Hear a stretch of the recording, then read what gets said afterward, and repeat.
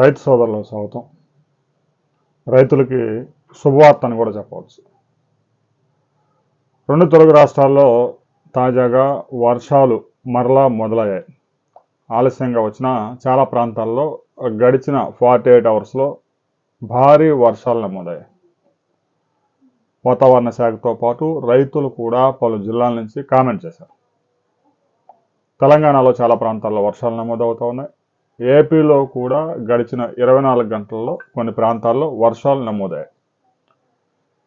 ఇక కర్ణాటకలో, మహారాష్ట్రలో కురుస్తున్న వర్షాలతో ఒకవైపు గోదావరి, మరొక వైపు కృష్ణమ్మ పరవళ్లు కొనసాగుతున్నాయి. ఈ ఏడాది జూన్, జూలై చివరి వారం వరకు సరైన వర్షాలు లేవు. ఆ తర్వాత వరుణుడు కరుణించాడు. ఇప్పటికీ కొన్ని ప్రాంతాల్లో తెలుగు రాష్ట్రాల్లో దారుణమైన లోటు వర్షపాతం ఉంది. రైతు సోదరులు చాలామంది కామెంట్లు చేస్తున్నారు. ఇప్పటి వరకు కొన్ని ప్రాంతాల్లో వర్షాలు నమోదు కాలేదు. అయితే కృష్ణా నది మీద ఉన్న ప్రధాన ప్రాజెక్టుల్లో ఉన్నటువంటి శ్రీశైలం, నాగార్జున సాగర్ వ్యవసాయ రంగానికి రెండు తెలుగు రాష్ట్రాల్లో గుండెకాయలాగా ఉన్న ఈ రెండు ప్రధాన ప్రాజెక్టులు పూర్తిగా నిండే అవకాశం ఉంది. శ్రీశైలం ప్రాజెక్ట్ అయితే మరో వారం రోజుల్లో ప్రస్తుతం వస్తున్న వరదతో నిండే అవకాశం ఉంది. శ్రీశైలం ప్రాజెక్టు నుంచి ఇవాళ రేపు విద్యుత్ ఉత్పత్తి చేసి తెలంగాణ ప్రభుత్వం ఒక 40,000 క్యూసెక్కుల పైగా నాగార్జున సాగర్కి రిలీజ్ చేసే అవకాశం ఉంది. ఆ తర్వాత నాగార్జున సాగర్ కూడా వరద చేరుతుంది.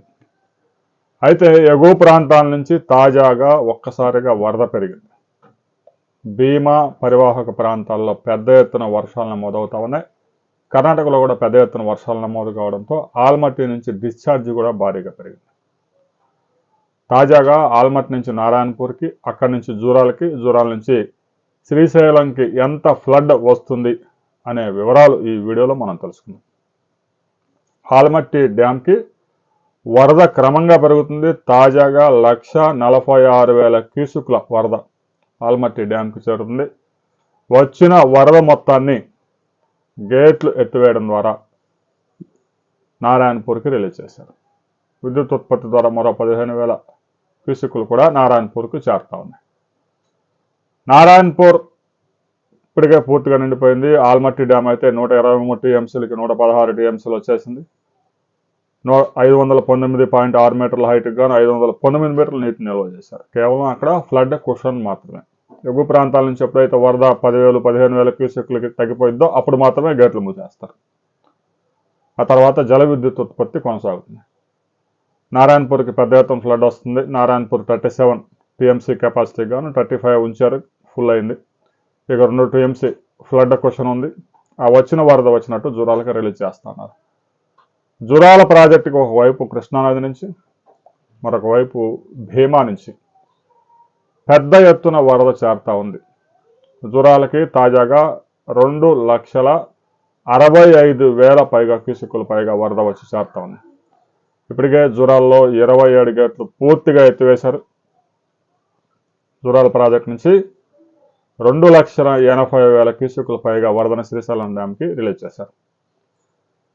ఇక గేట్లు ఎత్తివేయడం ద్వారా ఒక 2,40,000 క్యూసెక్కులు అయితే 11 యూనిట్లలో విద్యుత్ ఉత్పత్తి చేయడం ద్వారా 45,000 క్యూసెక్కులు, మొత్తం మీద 2,85,000 క్యూసెక్కుల వరకు ఈ ఫ్లడ్ జూరాల నుంచి శ్రీశైలం ప్రాజెక్టు చేరుతా ఉంది. ప్రతిరోజు 18 టీఎంసీల వరద ప్రస్తుతం వస్తున్న క్యూసెక్కుల లెక్క ప్రకారం 18 టీఎంసీల వరద శ్రీశైలం ప్రాజెక్టుకి చేరుతా ఉంది. గంటకే దాదాపుగా 1 టీఎంసీ పెరుగుతూ ఉంది. వీడియో పెట్టే సమయానికి ఒక 2-3 టీఎంసీలు ఎక్కువ కావచ్చు. ఆందోళన చెందాల్సిన అవసరం లేదు. రైతు సోదరులు చాలామంది కామెంట్లు చేస్తూ ఉన్నారు.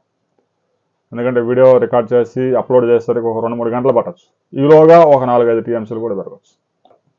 లిఫ్ట్ ఇరిగేషన్స్ కూడా, ఆ బ్యాక్ వాటర్లో ఉన్న లిఫ్ట్ ఇరిగేషన్స్ కూడా పనిచేస్తూ ఉన్నాయి. ఇక అతి భారీ ప్రాజెక్టులు అనేటువంటి లిఫ్ట్ ఇరిగేషన్స్ అటు తెలంగాణ వైపు, ఆంధ్ర రాయలసీమ వైపు ఉన్నటువంటి హంద్రీనేవా ప్రాజెక్టు, పోతిరెడ్డిపాడు గేట్లు ఎత్తే కార్యక్రమం త్వరలో జరగబోతా ఉంది. ఫ్లడ్ వాటర్ అయితే అందుబాటులోకి వచ్చింది. ఇక తెలంగాణ ప్రభుత్వం ఏ క్షణంలోనైనా శ్రీశైలం ప్రాజెక్టు నుంచి విద్యుత్ ఉత్పత్తి చేసి దిగువకి నీటిని విడుదల చేసే అవకాశం ఉంది. అది ఏ క్షణమైనా జరగవచ్చు. తెలంగాణ నీటిని విద్యుత్ ఉత్పత్తి చేయగానే పోతిరెడ్డిపాడు గేట్లు కూడా ఓపెన్ అయ్యే అవకాశం ఉంది. సహజం. ఇక నాగార్జున సాగర్కి అయితే ప్రస్తుతానికి ఇన్ఫ్లోస్ కేవలం 900 క్యూసెక్లు మాత్రమే నడుస్తూ ఉంది. తుంగభద్ర నుంచి అయితే శ్రీశైలంకి ఇన్ఫ్లోస్ ఏం లేవు. తుంగభద్ర డ్యాంలో ఇంకా 50% వరకు ఖాళీ ఉంది. శ్రీశైలం నుంచి తాగునీటి అవసరాల కోసం మాత్రమే ఒక 900 క్యూసెక్లు నాగార్జున సాగర్కి రిలీజ్ చేశారు. నాగార్జున సాగర్లో కేవలం ఒక 140 టీఎంసీల వాటర్ ఉంది. అందులో 130 టీఎంసీలు డెడ్ స్టోరేజ్. కేవలం ఒక 10 టీఎంసీలు తాగునీటి అవసరాల కోసం 2 తెలుగు రాష్ట్రాలు ఉపయోగించుకుంటా ఉన్నాయి. ఇక 513 అడుగుల వద్ద ఫ్లడ్ లెవెల్ ఉంది. రాబోయే 24 అవర్స్లో ఎగువ ప్రాంతాల నుంచి శ్రీశైలం నుంచి జల విద్యుత్ ద్వారా ఒక 40,000 నుంచి 45,000 క్యూసెక్ల వరకు రిలీజ్ చేసే అవకాశం ఉంది. ఆ తర్వాత నాగార్జున సాగర్లో కూడా క్రమంగా పెరుగుతుంది. ఇప్పుడు వస్తున్న ఫ్లడ్ ఇంకా కంటిన్యూ అయ్యే అవకాశం ఉంది. భీమా పరివాహక ప్రాంతాల్లో పెద్ద ఎత్తున వర్షాలు నమోదవుతా ఉన్నాయి. భీమా నుంచే 1,00,000 క్యూసెక్ల వరద వస్తుందని అనధికారిక సమాచారం. అధికారికంగా మాత్రం 60,000 క్యూసెక్లు జూరాలకు వస్తుందని చెప్తా ఉన్నారు. కానీ 1,00,000 క్యూసెక్లు పైగా భీమా నుంచి ఫ్లడ్ జూరాలకు వస్తూ ఉంది. ఇదే ఫ్లడ్ కనుక కంటిన్యూ అయితే వారం రోజుల్లో శ్రీశైలం పూర్తిగా నిండిపోతుంది. ఇప్పటికే దాదాపుగా దగ్గర 3,00,000 క్యూసెక్లకు చేరింది.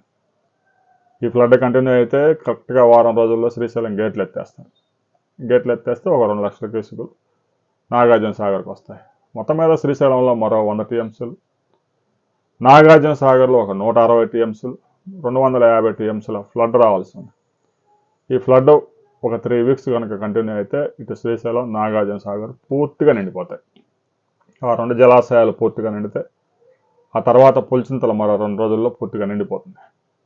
ప్రాజెక్టులు పూర్తిగా నిండడం, తెలంగాణలో, ఆంధ్రాలో తాజాగా వర్షాలు నమోదు కావడం ఖరీఫ్ పంటలకి జీవం పోశాయి. రైతులకి ఆశలు రేకెత్తిస్తున్నాయి. అయితే ఇప్పటికీ కొన్ని ప్రాంతాల్లో తీవ్రమైన లోటు వర్షపాతం ఉంది. రైతు సోదరులు గుర్తుపెట్టుకోవాలి. వర్షాలు పడ్డాయి అంటే ప్రతి పొలంలో వర్షం పడిందని కాదు. కొన్ని ప్రాంతాల్లో ఇప్పటికీ తీవ్రమైన లోటు ఉంది. మీ ప్రాంతంలో సరైన వర్షాలు నమోదయ్యాయా? తాజాగా 2-3 రోజుల నుంచి వర్షాలు పడుతున్నాయా లేదా? ఇప్పటికీ సరైన వర్షపాతం మీ ప్రాంతంలో లేదా అనే విషయాన్ని ప్రతి రైతు కామెంట్ చేయండి. ఇక ఉద్యాన పంటలకు సంబంధించి ఉపాధి హామీలో కేంద్ర ప్రభుత్వం కీలక నిర్ణయం తీసుకుంది. ప్రతి రైతుకి 2.5 లక్షల రూపాయలు 5 సంవత్సరాల్లో బెనిఫిట్ అయ్యే స్కీమ్ ప్రారంభించింది. దాని గురించి పూర్తి వివరాలు మరో వీడియోలో తెలుసుకుందాం.